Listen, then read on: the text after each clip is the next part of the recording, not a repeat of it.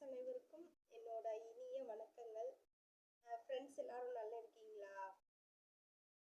சரி, இப்போ வந்துட்டு அக்னி வெயிலெல்லாம் முடிஞ்சிட்டு அப்படியே மழையெல்லாம் பேஞ்சிக்கிட்டு நல்லா ஜாலியாக இருக்கோம். அடுத்தது வந்துட்டு இப்போ வந்துட்டு ஜூன் பிறந்துருச்சு.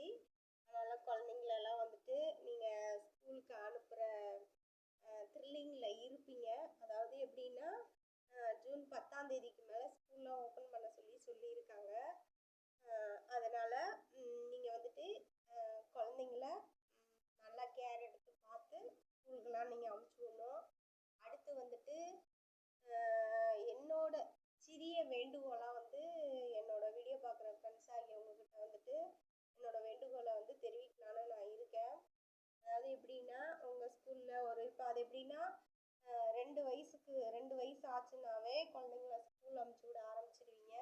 அப்படி இருக்கிறப்போ வந்துட்டு நீங்கள் வந்து குழந்தைங்கள உங்கள் பக்கத்தில் இருக்க அங்கன்வாடி மையத்துக்கு நீங்கள் அனுப்பி விட்டுருப்பீங்க. அதாவது எப்படின்னா ஒரு 2 வயசுலேருந்து 2.5 அல்லது 3 வயசுக்குள்ளே வந்துட்டு நீங்கள் அனுப்பிச்சி விட்ருப்பீங்க. அதுக்கப்புறம் உங்கள் குழந்தை வந்துட்டு கொஞ்சம் டேலண்ட் ஆகிடுச்சுன்னா உடனே கொண்டு போய்ட்டு நீங்கள் இங்கிலீஷ் மீடியத்தில் வந்துட்டு உடனே அந்த குழந்தைய சேர்த்துடுறீங்க. நீங்கள் பண்ணுற தப்பு பெரிய தப்புன்னா இந்த ஒரு விஷயம்தான். சரிங்களா? அது ஏங்க இங்கிலீஷ் மீடியத்தில் தான் உங்கள் குழந்தைங்கள சேர்த்தா படிப்பாங்களா? இதே வந்துட்டு கவர்மெண்ட் ஸ்கூல்லையே ப்ரீகேஜி யூகேஜி ப்ரீகேஜி மாதிரிக்கே இருக்குல்ல, குழந்தைகள் மையம் இருக்குல்ல, அங்கேயும் தான் நல்லா சொல்லி கொடுக்குறாங்க, நல்ல சத்தான உணவு கொடுக்குறாங்க. உங்கள் குழந்தைங்கள வந்துட்டு உடம்புல எதுவும் ப்ராப்ளம் இருந்தால் அதை வந்துட்டு நல்லா கேர் எடுத்து பார்க்குறாங்க.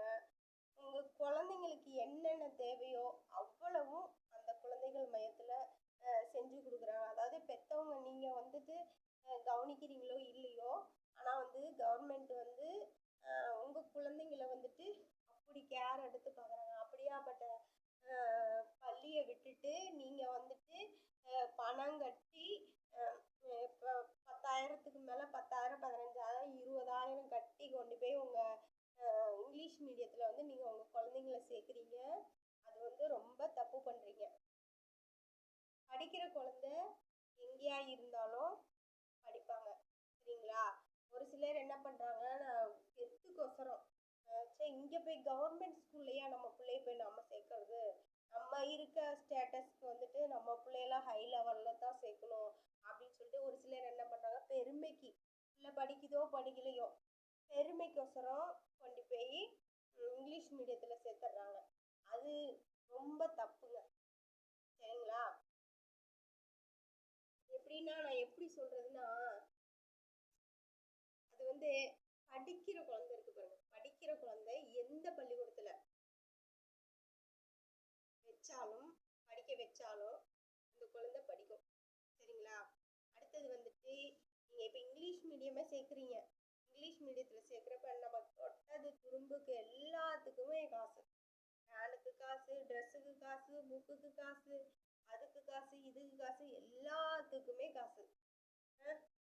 இது எதுக்குங்க இவ்வளோ கஷ்டப்பட்டு சம்பாதிச்சு கொண்டு போய் எதுக்கு அப்படி செலவு பண்ணணும்? இந்த ஸ்டார்டிங்லேயே இவ்வளோ செலவு பண்ணால் இன்னும் இருக்க செலவு பண்ணக்கூடிய ஸ்டேஜெல்லாம் இன்னும் நிறைய இருக்குது. சரிங்களா? அப்போல்லாம் என்ன பண்ணுவீங்க, இப்போ ஏதோ குட்டி அமௌண்ட்டாக இருக்கனால நீங்கள் என்ன பண்ணுறீங்க, கொண்டு போய் இங்கிலீஷ் மீடியம் சேர்த்துட்றீங்க. அது எப்படின்னா ஒரு எல்கேஜி ப்ரீகேஜிலேருந்து ஒரு 2வது 3வது வரைக்கும் தான் உங்களால் உங்கள் பிள்ளைங்கள வந்து இங்கிலீஷ் மீடியத்தில் படிக்க வைக்க முடியும். சரிங்களா? அதுக்கப்புறம் என்ன பண்ணுவீங்க, உங்களால் முடியாது. என்ன காரணம்னா அவங்க ஒரு குறிப்பிட்ட ஸ்டேஜ் வரைக்கும் தான் அமௌண்ட்டு கம்மியாக வரும். உங்கள் குழந்தை மென்மேலும் 6 7 8 9 போக போக போக உங்கள் குழந்தையும் வந்து கிளாஸில் வந்து மென்மேலும் அதாவது எப்படின்னா அடுத்தடுத்த வகுப்புகள் போயிட்டுருக்க உங்கள் அமௌண்ட்டும் வந்து பெருக்கிக்கிட்டே போகும். அப்போ நீங்கள் என்ன பண்ணுவீங்க, அப்பப்பப்பா என்னால் முடியாது, இவ்வளோ காசெல்லாம் என்னால் கட்ட முடியாது, செவனேன்னு கவர்மெண்ட் ஸ்கூல்லையே படிக்க வைக்கலாம் அப்படின்ட்டு என்ன பண்ணுவாங்க, நிறைய பேர் திரும்ப கொண்டு வந்துட்டு அந்த கவர்மெண்ட் ஸ்கூல்லையே உங்கள் குழந்தைங்க கொண்டு வந்து சேர்த்துட்றாங்க.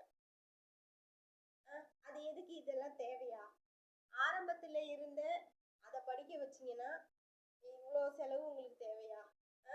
கவர்மெண்ட் ஸ்கூலில் மட்டும் என்னங்க கவனிக்காமல் இருக்காங்க? எல்லாமே பண்ணுறாங்க. சரிங்களா? படிக்கிறதுக்கு புக்குலேருந்து நோட்டுலேருந்து நல்ல கோச்சிங்கு அப்படின்னு எப்போ முன்னாச்சு ஏனோ தானோ இருந்துச்சு. இப்போ நல்லா பர்ஃபெக்டாக எல்லா ஸ்கூல்லையும் நல்லா சொல்லி கொடுக்குறாங்க கவர்மெண்ட் ஸ்கூலில். தயவு செஞ்சு உங்கள் குழந்தைங்களை போயிட்டு அரசு பள்ளியில் சேருங்க. சரிங்களா?